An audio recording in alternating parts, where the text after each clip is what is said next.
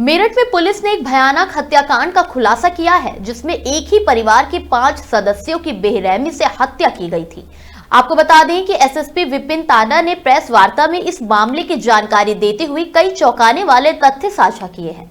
बता दें, नईम और सलमान ने सोते हुए परिवार के सदस्यों पर ताबड़तोड़ वार किए। पति पत्नी के सिर पर कई वार कर उन्हें मौत के घाट उतार दिया। इसके अलावा 3 मासूम बच्चियों की गला दबाकर और सिर पर वार कर हत्या की गई। 2 बच्चियों के शवों को बेड में छुपा दिया गया था। हत्या के बाद नईम और सलमान पूरी रात लाशों के साथ घर में मौजूद रहे और सुबह 5 बजे घर का ताला लगाकर दिल्ली फरार हो गए। नईम ने पहले भी दिल्ली और महाराष्ट्र में 3 हत्याएं की थी और पिछले 20 साल से पुलिस की तलाश में था। हत्याओं के बाद वह भेष और नाम बदलकर दूसरे राज्यों में छिपता रहा, लेकिन पुलिस ने नईम और सलमान की तलाश के लिए 8 टीमों का गठन किया और 5 राज्यों में छापेमारी की। हत्या का कारण 6 लाख रुपए का कर्ज बताया जा रहा है, जो नईम के मृतक सौतेले भाई मोइन पर था। नईम ने हत्या कर मोइन की प्रॉपर्टी हथियाना चाहा।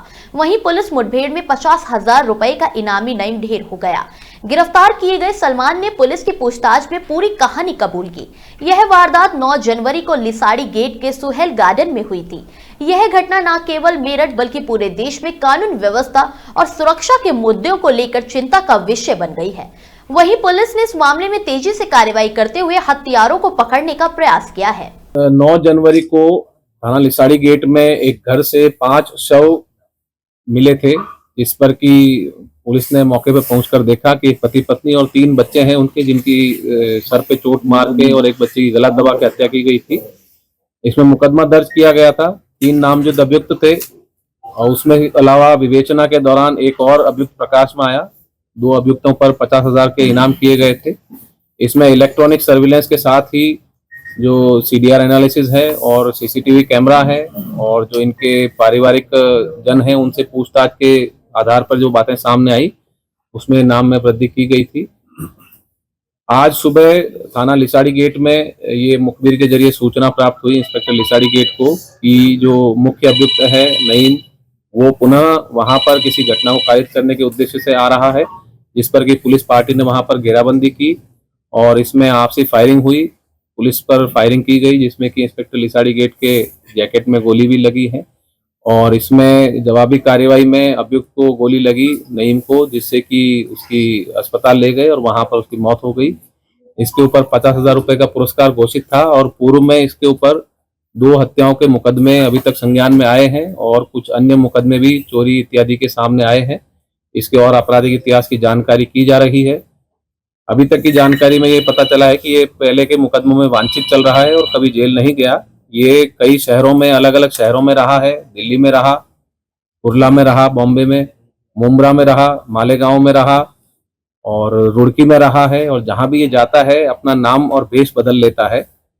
और इसी क्रम में जो पूछताछ जो शाम को घटना हुई, उसमें जो दूसरा अभियुक्त था वो थाना लोहिया नगर में पुलिस मुठभेड़ में गिरफ्तार किया है और वो भी पुलिस की गोली लगने से घायल हुए हैं। उसके ऊपर भी 50,000 रुपए का पुरस्कार था। उसका नाम सलमान था, उम्र करीब 24-25 साल है। ये दोनों पिछले 15 साल से साथ में थे और सलमान जो है नईम का दत्तक पुत्र बताया गया है परिवारजनों द्वारा।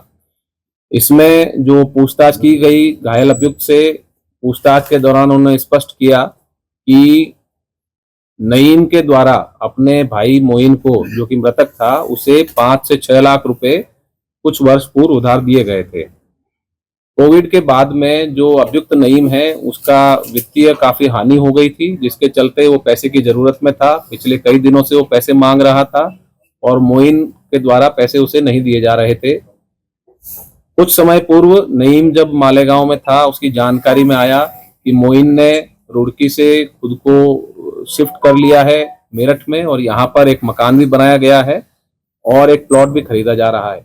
इस बात से उसको काफी गुस्सा आया कि उसके उधार के पैसे न देकर मोइन अपना घर बना रहा है। इसने अपने साथी के साथ मिलकर ये योजना बनाई और योजनाबद्ध रूप से ये यहाँ पर आए करीब 15-20 दिन पहले और तस्लीम, जो कि इनका भाई है, उसके यहाँ रुके और वहां पे इन्होंने योजना बनाई कि इसमें मोइन को रास्ते से हटा दिया जाए और पूरा परिवार खत्म करके जो संपत्ति है वो इनकी हड़प ली जाए। इसी क्रम में इसने मोइन से अच्छे संबंध बनाए और उनके यहाँ पर आना जाना शुरू किया। घटना वाले दिन 8 तारीख को रात्रि में सलमान और नईम दोनों अभियुक्त मोइन के घर गए। वहां पे इन्होंने खाना खाया और खाना खाने के बाद ये वहीं सो भी गए।